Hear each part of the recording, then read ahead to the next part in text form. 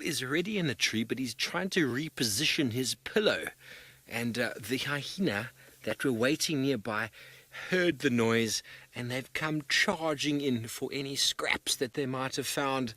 And it really hurts me to say it, but the hyena walked past our vehicle moments ago and ate 2 of the scat piles that Hosana dropped earlier. Seb is throwing up off the back of the vehicle now. It was not very pleasant. They are that desperate for food, they will eat anything. But he repositioned the kill, a little bit of a risky business. That is where the hyena benefit from leopards, is when a young, inexperienced leopard repositions the kill, as the kill itself changes shape. I mean, if you have a look at the kill there, you can see how it's missing a whole lot of its sort of structure. And it's very easy for it to slowly and surely just sort of fall out of the tree. And when it's been positioned in a certain way, if it gets moved, well, the entire thing can fall down. And if it fell on the floor, that he's doing it again. He's doing it again. Now, he didn't necessarily reposition for the hyena. He's repositioning it because he couldn't get access to any of the meat. He'd eaten from the area, anyway, that James was talking about this morning, I'm assuming, from his pillow. He's now eaten his pillow, and that was now gone. So he tried to move it into a way that he could get to an area that he could feed on. And there they are, waiting at the bottom for any scrap that they could possibly get. But he's managed to somehow secure it up there quite nicely. And we are waiting for the imminent arrival of the Duke.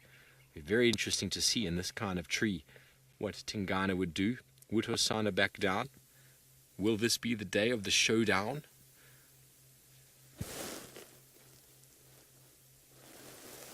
Will this be the day that we see Tingana and Hosana come to blows about something in the tree? Because Hosana being up there, if Tingana went up, I don't know where Hosana would go.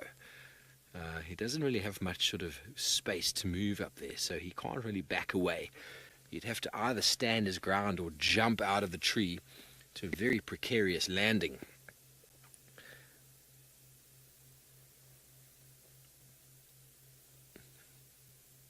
He is precariously perched in the tree. There's a little bit of a chunk of meat on that branch to the top right. You see that, Seb? Top right of the screen, just there next to his ear, below his ear, a little bit down. There we go. That looks like a piece of meat stuck on the branch there. So he's been moving this kill around a few times, seemingly no ill effects, having your meat strewn across Tambuti branches.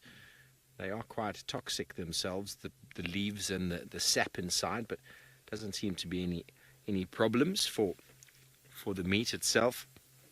There's just an area to perch it on. Let's have a listen. He's starting to crunch some bones. Oh, now he started to lick. There you can see the Nyala's hoof. There we go. He's going to crunch some now. No, he's not. So you can see the hoof there. Sometimes that's what we go for with identification of animals that are up in a tree. You don't often see too much left in the way of the animal, and it's only the hoof that you can really go for. I mean, the Nyala's got quite a particular kind of hoof, very similar to that of a kudu, very different to that of the impala, in the fact that the base of the hoof there, you can see it's relatively flat like the sole of a shoe, when the impala's actually got an instep, bit of a groove in the middle of the hoof there. That's why when you see kudu and Nyala tracks, they are quite flat, with just a small line through the middle.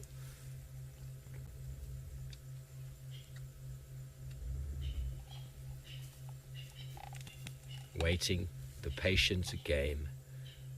As I said, when we eventually went around to the other side, when he went up the tree, we found them just lazing about. They didn't even hear him go up. They didn't even move. We would have thought they would have moved by that stage, but they listened for that sort of characteristic sound of the carcass being moved along the bark.